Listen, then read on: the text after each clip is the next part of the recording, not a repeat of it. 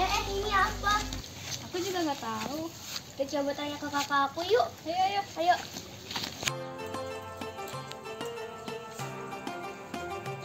Kakak, ini apa? Oh, ini namanya logam besi. Nah, logam besi yang kamu temukan ini punya banyak keistimewaan loh. Kamu tahu nggak? Enggak. Emang apa kalau istimewaannya, Kak? Kamu mau tahu? Mau. Yuk kita simak penjelasannya yang berikut ini. Besi atau Fe memiliki nomor atom 26. Benda padat ini adalah unsur keempat terbesar pada kerak bumi. Berbeda dengan benda lainnya, besi memiliki keistimewaan tersendiri. Bahkan beberapa kali disebutkan dalam Al-Quran.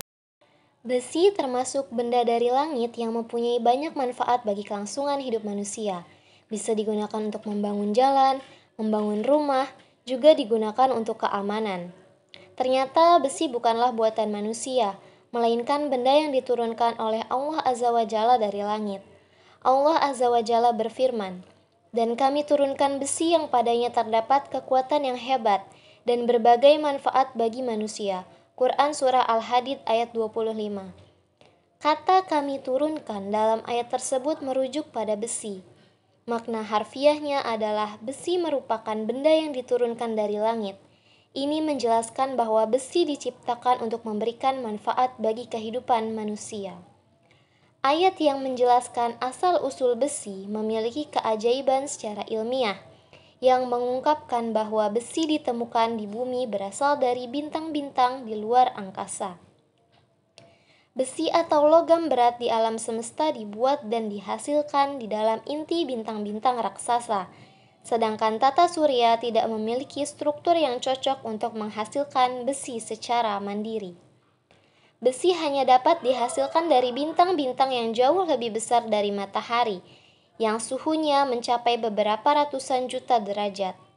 Ketika jumlah besi telah melampaui batas tertentu dalam sebuah bintang, bintang tersebut tidak mampu lagi menanggungnya. Akhirnya meledak melalui peristiwa yang disebut dengan supernova. Akibat dari ledakan ini, meteor-meteor yang mengandung besi bertaburan di seluruh penjuru alam semesta. Mereka bergerak hingga mengalami tarikan oleh gaya gravitasi benda angkasa. Penjelasan ilmiah tersebut menunjukkan bahwa besi tidak terbentuk di bumi, melainkan kiriman dari bintang-bintang yang meledak di ruang angkasa dan diturunkan ke bumi ini. Besi telah mendapat tempat khusus dalam kitab suci Al-Quran surah ke-57, mengambil nama Al-Hadid yang berarti besi. Dalam surah tersebut dijelaskan asal-usul besi yang diturunkan dari langit. Manusia di bumi kemudian mengolah untuk digunakannya agar bermanfaat. Teknologi pengolahan besi ternyata sudah dikuasai sejak zaman Nabi Daud alaihissalam. Al-Quran menjelaskan bagaimana Nabi Daud mengolah dan membuat baju besi dengan cara melunakannya. Hal ini sebagaimana dijelaskan di dalam Al-Quran. Dan sesungguhnya kami telah berikan kepada Daud karunia dari kami. Kami berfirman, "Hai gunung-gunung dan burung-burung, bertasbihlah bersama Daud." Dan kami telah melunakan besi untuknya. Yaitu buatlah baju besi yang besar-besar dan ukurlah anyamannya dan kerjakanlah amalan yang soleh. Sesungguhnya aku melihat apa yang telah kamu kerjakan. Quran Surah As-Saba ayat 10-11. Secara tegas, ayat tersebut menjelaskan bagaimana membuat baju perang dari besi. Ibnu Katsir mengutip pendapat Hasan Basri yang mengatakan bahwa anugerah yang diberikan Allah Azza wa Jalla kepada Nabi Daud, salah satunya kemampuan yang luar biasa dalam menipiskan atau memipihkan dan membakar tempaan besi tersebut. Nabi Daud tidak perlu membakar besi terlebih dahulu untuk memipihkan dengan palu, namun cukup dengan lipatan-lipatan tangannya sebagaimana dilakukan para tukang jahit. Ibnu Katsir juga menjelaskan Nabi Daud merupakan orang yang pertama kali dalam membuat baju besi. Allah Azza wa Jalla berfirman, "Dan kami telah ajarkan kepada Daud membuat baju besi untuk kamu, guna memelihara kamu dalam peperanganmu. Maka hendaklah kamu bersyukur kepada Allah." Quran Surat Al-Anbiya ayat 80. Penjelasan tentang besi juga terdapat dalam peristiwa rahasia Zulkarnain. Setelah besi dipanaskan dan dileburkan dengan cairan tembaga yang mendidih, maka jadilah dinding benteng kokoh yang mengurung Ya'juj dan Ma'juj di tempat tinggalnya. Peristiwa ini dijelaskan di dalam Al-Quran. Allah Azza wa Jalla berfirman, "Berilah aku potongan-potongan besi, hingga apabila besi itu telah sama rata dengan kedua puncak gunung itu, berkatalah Zulkarnain, tiuplah api itu, hingga apabila besi itu sudah menjadi merah seperti api. Dia pun berkata, berilah aku tembaga yang mendidih, agar aku tuangkan ke atas besi panas itu." Quran Surat Al-Kahf ayat 96. Penduduk bukit bersuka cita, mereka pun berterima kasih kepada Zulkarnain. Dengan rendah hati, Zulkarnain bersyukur kepada Allah Azza wa Jalla. "Dinding ini adalah rahmat dari Tuhanku. Maka apabila sudah datang janji Tuhanku, Dia akan menjadikannya hancur luluh.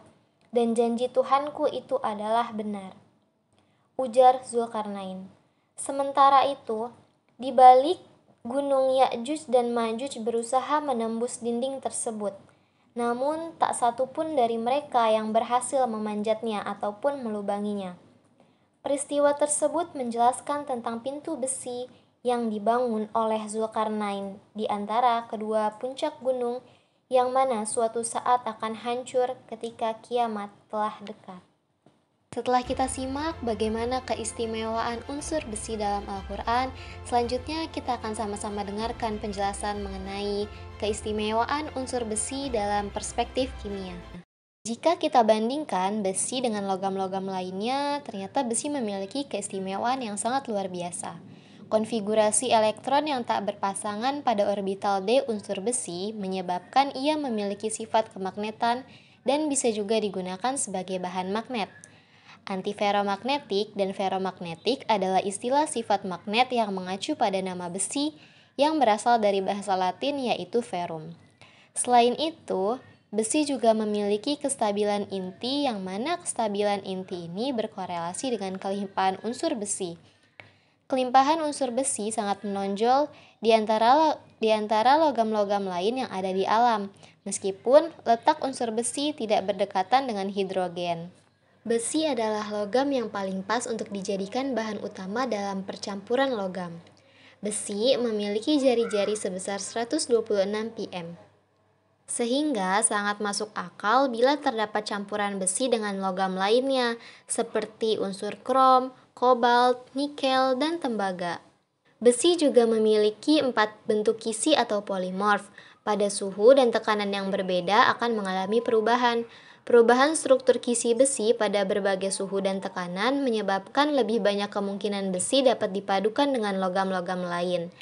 Berdasarkan cerita sebelumnya, bahwa di dalam Al-Quran dikatakan Zulkarnain membuat percampuran antara besi dengan tembaga, yang kemudian hasil percampuran tersebut menghasilkan logam yang keras dan licin. Percampuran antara besi dan tembaga tersebut membentuk hasil yang sangat kuat, disebabkan oleh struktur FCC yang dimiliki besi bersifat adaptif terhadap keberadaan atom-atom tembaga. Bidang geofisika melalui temuan ilmiahnya menyatakan bahwa keistimewaan besi benar-benar harus disepakati, karena mereka menyatakan bahwa besi merupakan kandungan inti bumi yang persentasenya berada sekitar 90%. Inti bumi memiliki 2 bagian, yakni bagian luar yang berisi besi cair dan bagian dalam yang berisi besi padat, yang kemudian merujuk pada letak kekuatan dari besi. Dampak paling nyata adanya kekuatan besi pada inti bumi adalah menimbulkan medan magnet bumi pada poros utara-selatan. Rotasi bumi pada porosnya juga menyebabkan medan magnet bumi menjadi kuat, dan ini merupakan satu-satunya sumber medan magnet yang menguasai bumi. Medan magnet berperan untuk melindungi bumi dari radiasi matahari dan menjaga keadaan atmosfernya. Tak berhenti sampai situ saja, besi juga berperan besar terhadap gaya gravitasi bumi, karena besi adalah unsur terbanyak yang menyumbangkan massa bumi. Besarnya gaya gravitasi antara bumi dengan matahari adalah 3,56 kali 10⁻22 Newton. Gaya gravitasi ini yang menjaga bumi selama mengorbit pada radius yang aman bagi kelangsungan hidup makhluk hidup di bumi. Dari cerita yang tadi gimana? Menarik kan? Iya, menarik banget. Aku jadi tahu keistimewaan besi.